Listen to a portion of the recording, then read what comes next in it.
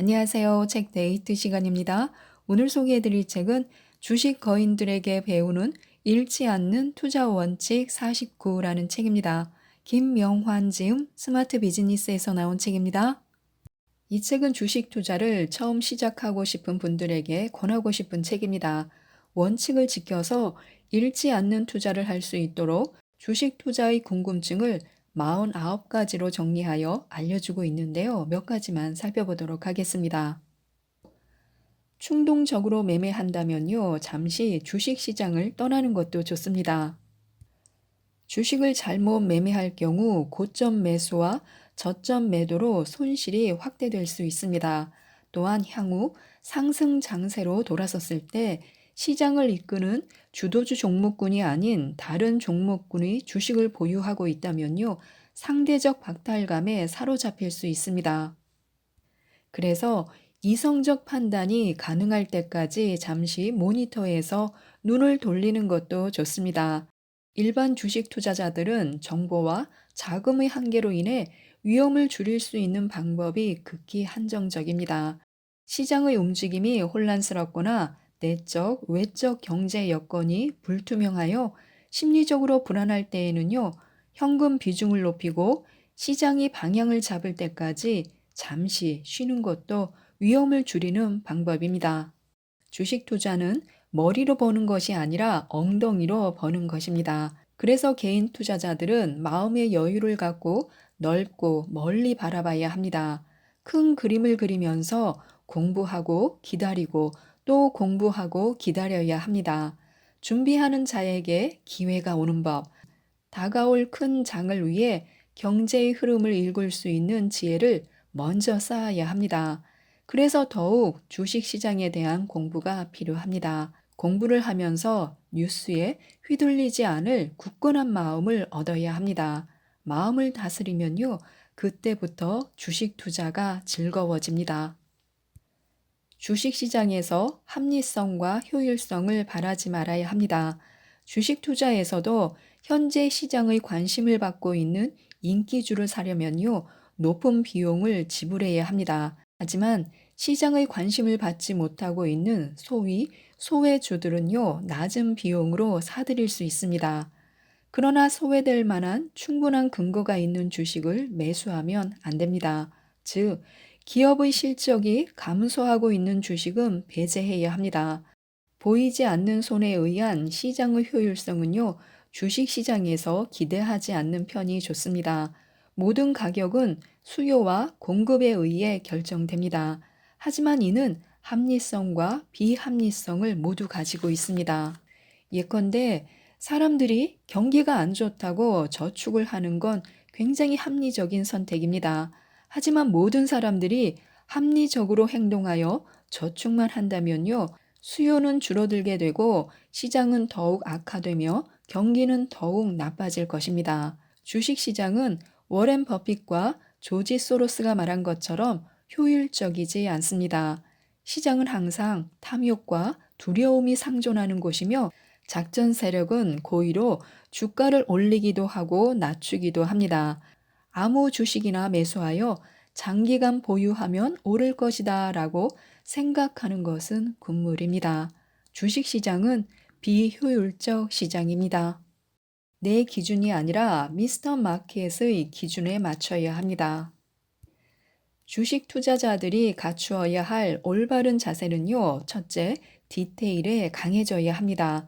먼저 차트 구성 요소를 차근차근 따져봐야 합니다. 이동 평균선은 어떤지, 캔들은 어떤 모양인지, 거래량은 증가했는지, 감소했는지, 어떤 사업을 영위하고 있고, 경쟁력은 무엇인지와 같은 기본적인 사항은 반드시 알아야 합니다. 둘째는 꼼꼼해야 합니다. 주식을 매수할 때는 빈틈이 없이 차분하고 조심스러워야 합니다. 관심이 있는 종목을 미리 정한 후에 선정 종목 위주로 분석한다면 충동 매매를 할 가능성도 현저히 줄어듭니다. 셋째는 의심해야 합니다. 종목을 선택할 때 긍정적인 평이 많다면 먼저 의심부터 해야 합니다. 넷째는 계획성 있는 투자를 해야 합니다. 만약 가치 투자 계획을 세웠다면요, 그에 맞는 종목을 선별해야 합니다. 주식 투자자라면요, 좋은 주식을 사기 위해 많은 시간을 할애해야 하며 매수하는 이유를 분명하게 아는 똑똑한 쇼핑족이 되어야 합니다. 대박주는 우리 주변에 있습니다. 많은 수익을 주는 종목을 찾기에 가장 적합한 장소는요, 집입니다. 집 근처가 아니라면요, 직장 주변을 둘러봐도 됩니다. 피터 린치는요, 던킨 도너츠, 타코벨, 갭 등을 일상 속에서 발굴하여 높은 수익률을 기록했습니다. 만약 투자자가 주부이면서 평소 가족용품이나 생활용품에 관심이 있었다면요, 관련 분야의 기업들을 분석해야 합니다. 가정용품이 실용성은 있는지, 디자인이 만들어진 제품에 맞게 잘 실체화되어 있는지, 다양한 기능이 갖추어져 있는지, 다른 주부들에게 좋은 평을 받고 있는지 등 주부의 위치에서 쉽게 알 수 있는 부분부터 시작해야 합니다. 왜 복리를 마법의 재테크라고 할까요? 아인슈타인은요, 복리는 인류의 가장 위대한 발견이다 라고 극찬을 했습니다. 워렌 버핏은요, 복리에 대해서 어머니가 내게 복리의 중요성을 강조하기 시작한 순간부터 더 이상 진도를 나갈 필요가 없었다 라고 말했습니다. 왜 복리를 세상의 여덟 번째 불가사의라고 할까요? 원금이 두 배로 불어나는 시점은 언제일까요? 복리로는 얼마나 시간이 필요할까요? 72의 법칙이 있는데요. 72라는 숫자를 이자율로 나누면요, 간단히 답이 나옵니다. 71을 이자율 10으로 나누면요, 7.2가 됩니다. 원금이 두 배가 되는데 필요한 시간은 7.2년이라는 것입니다. 만약 이자율이 5%라면요, 두 배가 되는데 필요한 시간은 71을 5로 나누면 14.4년이 됩니다. 이처럼 72의 법칙은요, 복리를 전제로 자산이 두 배로 늘어나는 데 걸리는 시간을 계산하는 방법입니다. 이런 72 법칙이 투자자들에게 주는 의미는 무엇일까요? 첫째, 투자는 가능한 한 일찍 시작해야 합니다. 가진 돈이 적더라도 부족하면 부족한 대로 투자를 하면 자신도 모르는 사이에 투자금이 불어나 있을 것입니다. 둘째, 수익을 재투자해야 합니다. 수익금을 재투자하지 않으면요, 투자금이 늘어나는 시간이 결코 단축될 수 없습니다. 셋째, 투자에는 목표 설정과 점검이 중요합니다. 72의 법칙은요, 기간에 따라 수익률을 계산하거나 수익률에 따라 기간을 계산할 때 사용되는 법칙입니다. 따라서 투자에 분명한 목표를 설정할 수 있는데요. 또한 구체적으로 목표에 근접하고 있는지를 정기적으로 점검해서 보완할 수 있습니다. 수익보다 먼저 잃지 않는 투자를 해야 합니다. 대부분의 투자자는요, 이익이 발생하면 하락에 대한 두려움으로 앞으로의 전망은 살펴보지도 않고 급하게 매도하고서는 또 다른 주식을 찾아다닙니다. 반면에 일부 투자자는 상승 종목을 추가 매수하기도 합니다. 어느 것이 올바른 투자일까요? 모두 옳을 수도 있고 틀릴 수도 있습니다.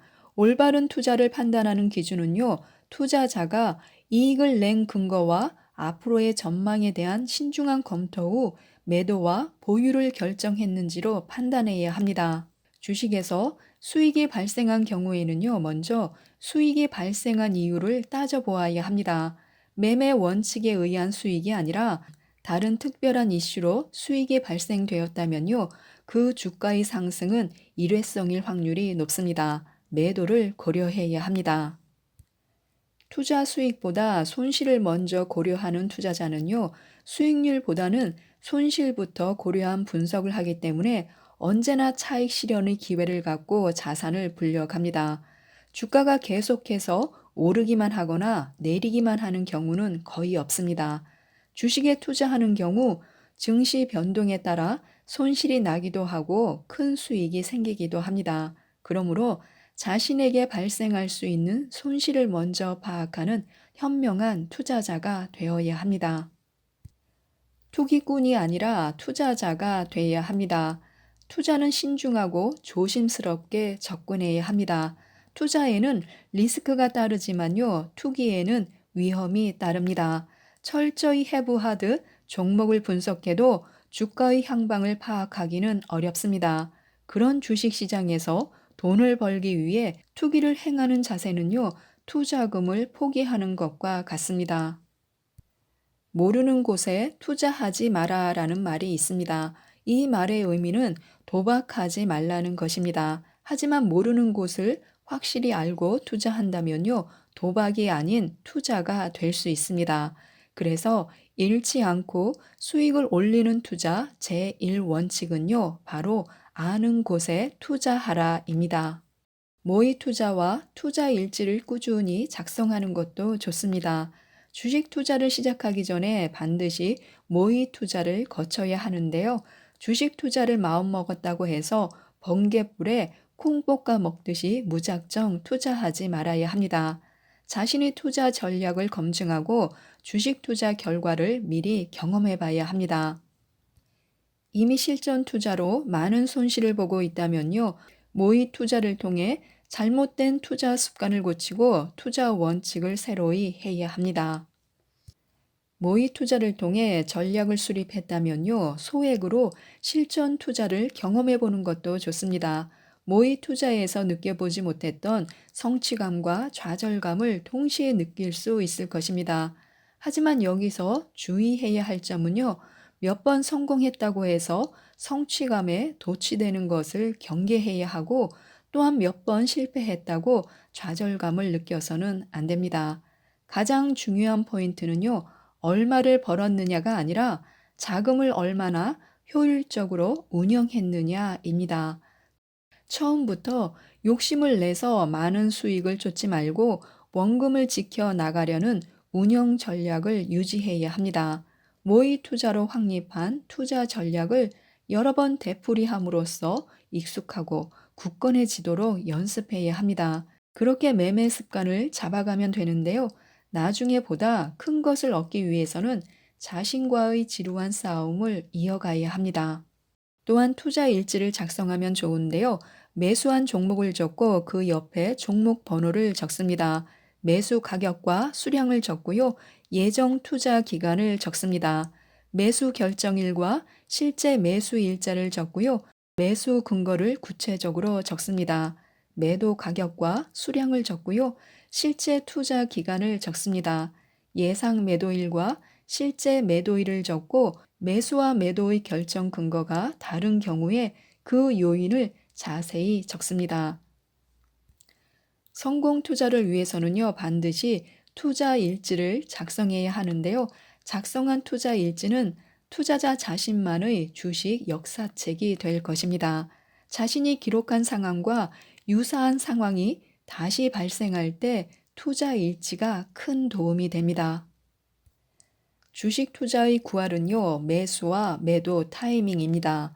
좋은 주식을 쌀 때 사서 비쌀 때 팔아야 한다가 정답이지만요, 그 시점을 언제로 하느냐를 가늠하기는 불가능합니다. 경험이란 우리에게 소중한 자산인데요, 성공한 경험도 실패한 경험도 모두 투자자에게 도움이 됩니다.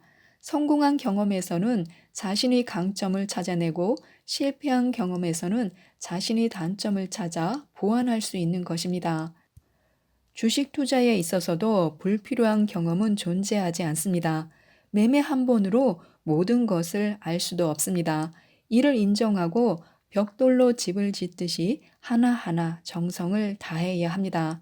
매매 원칙은 꺼뜨리지 말아야 할 성화의 불씨와도 같습니다. 매매 원칙을 정립하라. 매매 원칙은 객관적이어야 한다. 매매 원칙은 반복적이어야 한다. 매매 원칙은 단순해야 한다. 투자자 모두가 아는 평범한 말이지만요, 지키기는 정말 어렵습니다. 매매 원칙을 정립하는 것만큼 원칙에 맞는 종목을 찾기도 쉽지 않습니다. 하지만 원칙을 지켜야만 투자자로서의 삶을 지속할 수 있습니다.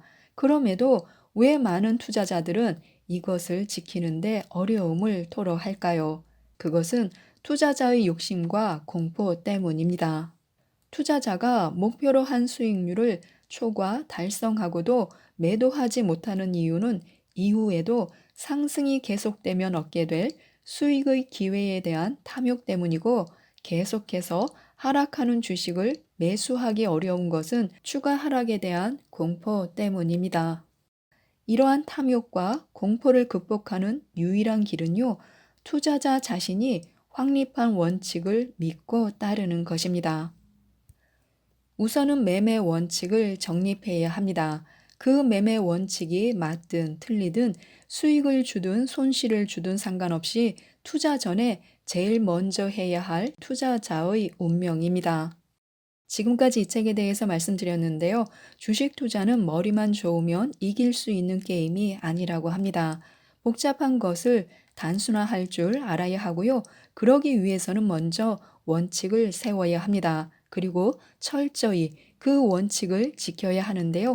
이 책을 꼭 읽어보시고 많은 도움을 받으셔서 성공 투자로 부자가 되셨으면 좋겠습니다. 이상 책데이트였습니다. 감사합니다.